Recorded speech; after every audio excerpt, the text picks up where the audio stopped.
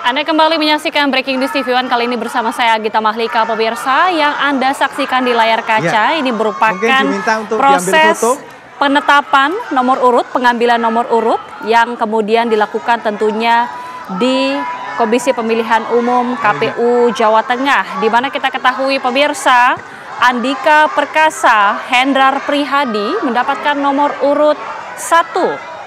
Dan selanjutnya untuk pasangan Ahmad Lutfi dan Taj Yassin mendapatkan nomor urut 2. Kita lihat bersama setelah sebelumnya kita ketahui bahwa pada saat ini sudah dilakukan rapat pleno pengundian dan juga penetapan nomor urut. Kembali ke tempat.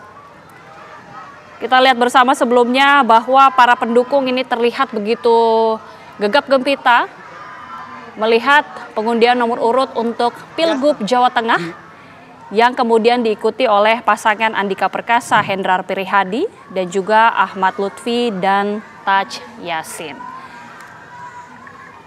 Dan kita tentunya masih bersama dengan kedua narasumber kita, Mas Toto dan juga Mas Aditya. Ini sudah kita lihat ya Mas, untuk di Jawa Tengah nomor 1 dan juga nomor 2, nomor 1 Pak Andika, kemudian nomor 2 Pak Ahmad Lutfi. Ini bagaimana Mas Toto melihatnya antara kedua pasangan ini? Ya, mungkin kalau dilihat kan ada yang pasti mencoba mengkaitkan dengan Pilpres. Ya, kebetulan kalau dilihat di Pilpres, kalau dari nomor 2-nya betul lah, katakanlah koalisi Kim Plus dapat sesuai nomornya Oke Gas. Tapi kalau bisa mau dikaitkan, ya, tapi kalau mau dikaitkan dengan Pilpres susah juga, karena Andika tidak dapat nomor 3, dapatkan nomor 1 karena tidak ada 2, tidak ada 3 pasang, nggak bisa dipaksa. Iya, bisa dipaksa. Jadi dipaksa untuk jadi Pilpres pun sulit. Tapi kan nggak apa-apa lah, ini kan kembang-kembang demokrasi tadi. Kalau kita lihat nomor urutnya lebih banyak lucu-lucuannya lah. Pantunnya sudah dibuat, jinglenya sudah dibuat dengan semua nomor gitu ya. Tetapi kalau memang kita lihat di sini kan sulit juga untuk kemudian memposisikan bahwa ini adalah PDI Perjuangan versus yang lainnya lah, katakanlah seperti itu. Karena biar bagaimanapun sosok Andika misalnya tidak bisa dilihat dalam konteks latar belakang, walaupun sekarang KTA-nya adalah PDI Perjuangan. Tapi kita tahu track record dan portfolionya lebih dilihat sebagai seorang tentara. Dan kita tahu tentara image-nya paling positif kalau kita baca dalam survei kepuasan atau kepercayaan publik di antara semua lembaga negara lain.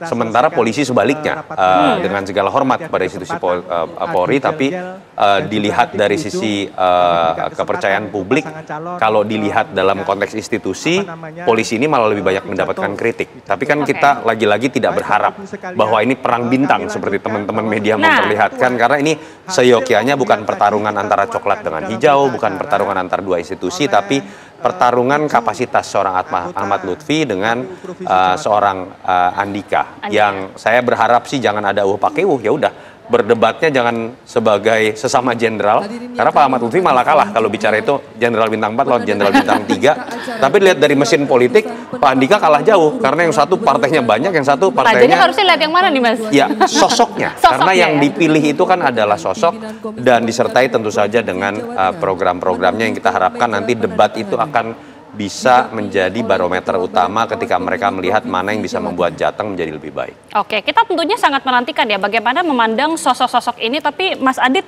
ini kita tidak bisa memungkiri ya bahwa memang latar belakang dari para calon ini memang membuat istilah adanya perang bintang tadi bermunculan di benak masyarakat.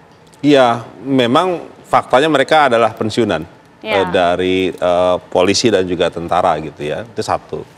Yang kedua, ketika kita bicara pensiunan dan juga pada titik yang lain mereka juga adalah kader partai, makanya seharusnya yang tadi disampaikan Mas Toto, itu figur itu yang seharusnya lebih ditonjolkan.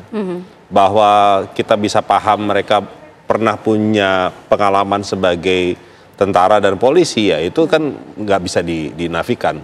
Tetapi yang harus ditonjolkan adalah bagaimana ke depannya, program apa yang mau dijual, program apa yang mau disampaikan kepada publik Jawa Tengah gitu ya, dan juga partai-partai pendukungnya itu punya tawaran apa terhadap apa yang ingin mereka dorongnya. Jadi itu yang menurut saya menjadi penting, sehingga nanti karena gini, kekhawatiran di masyarakat di grassroots itu adalah ketika bicara soal perang bintang itu, maka itu dikonotasikan sesuatu yang negatif ya. Karena konotasinya negatif ya? Ya, konotasinya negatif karena menganggap bahwa tentara dan polisi itu berperang gitu. Dan itu kan tidak harus dihindari mau tidak mau gitu ya.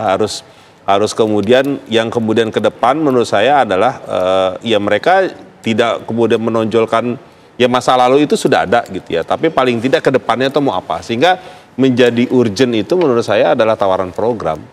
Sosoknya yang humble kah, yang merakyat kah, yang kemudian murah senyum dan punya perspektif visioner dan segala macam. Itu yang menurut saya jauh lebih penting gitu ya ke depan ketimbang saya mantan Panglima, saya mantan Pak Kapolda, itu ya akan jadi memori masyarakat kan akan terlihat itu.